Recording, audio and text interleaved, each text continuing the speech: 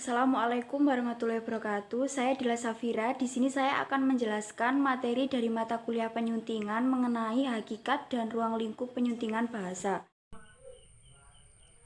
Hakikat dan ruang lingkup penyuntingan bahasa. Terdapat 4 poin. Yang pertama yaitu asal mula dan definisi penyuntingan menurut beberapa para ahli. Kemudian yang kedua, tujuan penyuntingan bahasa. Yang ketiga, manfaat penyuntingan bahasa. Dan yang keempat, perbedaan penyuntingan media cetak dan non-cetak. Asal mula penyuntingan. Sebelum tahun 1980, perhatian masyarakat Indonesia terhadap dunia penyuntingan atau editing naskah masih sedikit. Awalnya masyarakat masih menganggap bahwa penyuntingan naskah dapat dipelajari secara amatir. Bersamaan dengan munculnya banyak penerbit baru dan semakin berkembangnya dunia perbukuan di tanah air, orang pun mulai merasakan perlunya diselenggarakan pelatihan penyuntingan. Hal ini seiring pula dengan semakin banyaknya orang yang bekerja di dunia sunting menyunting naskah. Kebutuhan itu dapat dimaklumi mengingat hingga tahun 1979 belum ada institusi atau kursus di bidang penyuntingan naskah.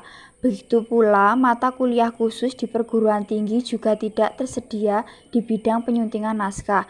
Dengan kata lain, orang-orang yang bekerja di bidang penyuntingan naskah seperti editor, copy editor, dan korektor selama ini telah dianggap belajar sendiri sebelumnya.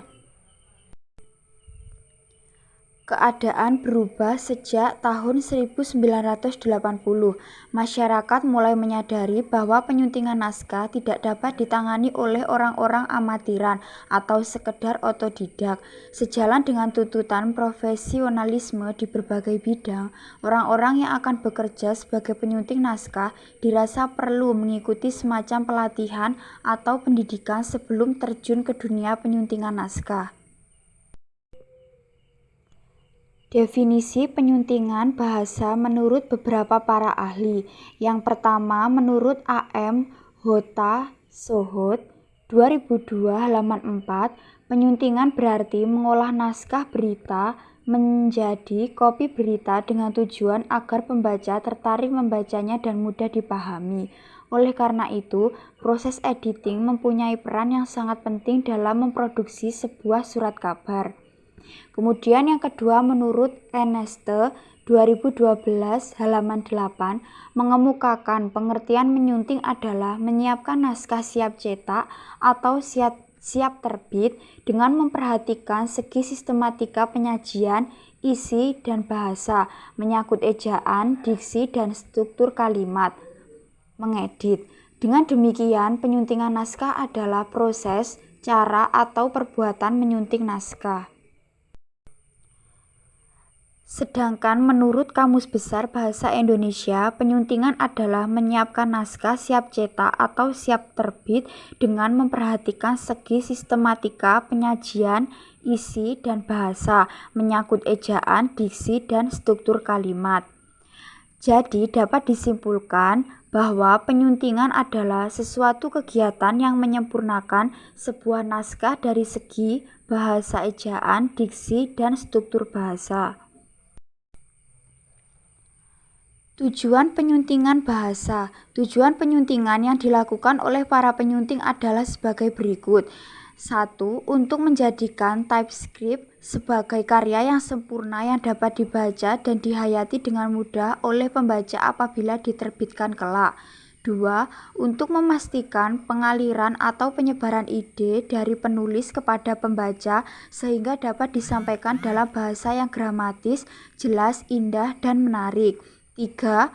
Untuk menjadikan persembahan e-buku yang akan diterbitkan itu dapat menggambarkan nilai dan identik karya itu sendiri, sehingga dapat menarik minat baca.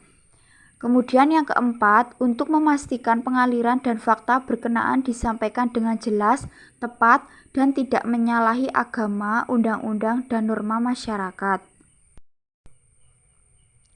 Manfaat penyuntingan bahasa. Manfaat penyuntingan bahasa bagi penerbit atau penyelenggara program siaran. Pihak yang berkepentingan dalam penyuntingan salah satunya adalah penerbit. Penerbit, pihak yang memiliki modal, memandang bahwa pembaca adalah raja yang harus diberi kepuasan setiap kali membaca sebuah terbitan. Prinsip ini tentu dipegang oleh penerbit, baik penerbitan surat kabar, tabloid, majalah maupun buku. Bagi penerbit, pembaca memiliki peran yang penting dalam kelangsungan sebuah penerbitan. Jika pembaca merasa sesuai dan senang dengan tulisan yang ditampilkan atau disajikan oleh sebuah penerbitan, maka imbasnya tentu berdampak positif bagi penerbit. Kemudian yang kedua, manfaat penyuntingan bahasa bagi penulis naskah media cetak dan non-cetak. Penulis adalah orang yang menuangkan ide dan gagasannya melalui sebuah tulisan. Sebuah tulisan pada umumnya dimaksudkan agar dibaca orang lain. Tulisan yang dilahirkan oleh penulis yang satu dengan penulis yang lain berbeda. Masing-masing penulis memiliki gaya atau style yang menjadi ciri khas. Oleh karena itu, tulisan dimaksudkan agar dibaca orang lain. Berarti penulis seolah-olah berhadapan dengan pembaca. Untuk sampai kepada pembaca itulah diperlukan penyuntingan agar ide atau gagasan yang disampaikan melalui tulisan dapat dengan mudah dicerna dan ditangkap oleh pembaca. Dalam hal ini, terdapat dua pihak yang saling berhadapan, yakni penulis dan pembaca, yang dimungkinkan memiliki perbedaan atau selera. Melalui proses penyuntingan inilah selera kedua belah pihak tersebut didekatkan. Kemudian yang ketiga, manfaat penyuntingan bahasa bagi pembaca atau pendengar atau penonton. Pembaca adalah pihak yang langsung dapat menikmati hasil penyuntingan berupa sebuah bahan bacaan yang enak dibaca, mudah dicerna maksudnya, dan menarik. Penyunting yang melakukan pengerjaan penyuntingan adalah seseorang yang ingin menjembatani kepentingan antara penerbit dan penulis. Penerbit ingin terbitannya dibaca oleh pembaca, demikian pula penulis. Untuk sampai kepada pembaca diperlukan kerja penyuntingan yang dilakukan penyunting. Perbedaan penyuntingan media cetak dan non-cetak. Media cetak, penyuntingan media cetak merupakan kegiatan atau pekerjaan yang dilakukan sebelum sebuah tulisan dimuat dan diterbitkan. Pekerjaan penyuntingan seringkali tidak diketahui oleh pembaca. Media cetak berarti sarana media massa yang dicetak dan diterbitkan secara berkala, seperti surat kabar dan majalah. Di samping itu, buku juga merupakan media cetak yang memerlukan penyuntingan. Menyunting naskah yang akan dimuat dan diterbitkan salah satu media cetak berbeda dengan media cetak yang lain. Masing-masing media cetak memiliki keunikan dan kekhasan tersendiri. Kemudian yang kedua yaitu pengertian dari media non-cetak. Media non-cetak atau elektronik berarti sarana media massa yang mempergunakan alat-alat elektronik modern, misalnya radio, televisi, dan film. Demikian presentasi dari saya. Apabila ada kurang lebihnya mohon maaf. Wassalamualaikum warahmatullahi wabarakatuh.